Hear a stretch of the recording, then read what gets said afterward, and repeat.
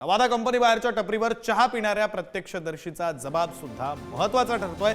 6 डिसेंबर 2024 ला दुपारी सुदर्शन घुले साथीदारासोबत कंपनीच्या गेटवर आला असा जबाब प्रत्यक्षदर्शीनं नोंदवलेला आहे। सुदर्शन घुलेकडून गेटवरील वॉचमनला शिवीगाळ करण्यात आली असंही प्रत्यक्षदर्शीनं जबाबात म्हटलंय।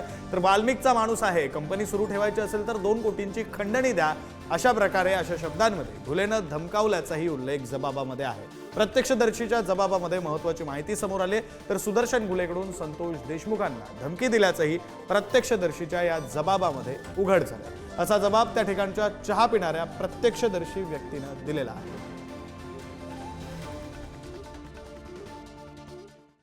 तर सुदर्शन घुले याचा जबाब अपूर्ण आहे असा दावा अंजली दमानिया यांनी केलाय।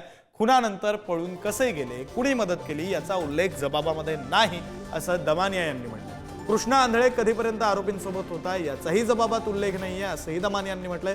तर या काळात कराडशी बोलणं झालं की नाही, मुंडेंनी मदत केली की नाही याचाही उल्लेख नसल्याचं दमानिया यांनी म्हटलंय। आरोपींच्या जबाबामध्ये अनेक त्रुटी असल्याचा आक्षेप अंजली दमानिया यांनी घेतला। अंजली दमानिया यांनी नेमकी काय पोस्ट केलेली आपण ग्राफिक्सच्या माध्यमातून। सुदर्शन घुलेचा जबाब अपूर्ण, सगळं लपवण्याचा प्रयत्न, एक स्टँडर्ड फॉर्मॅट सारखा तिघांचा जबाब आहे।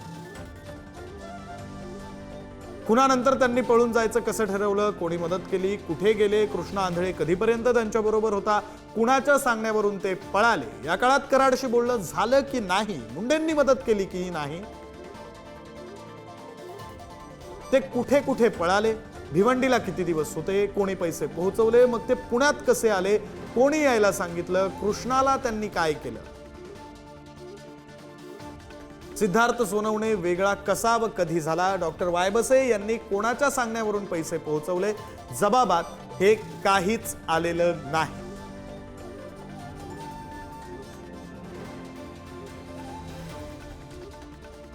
अशी पोस्ट सामाजिक कार्यकर्त्या अंजली दमानिया यांनी सोशल मीडियावर केलेली आहे।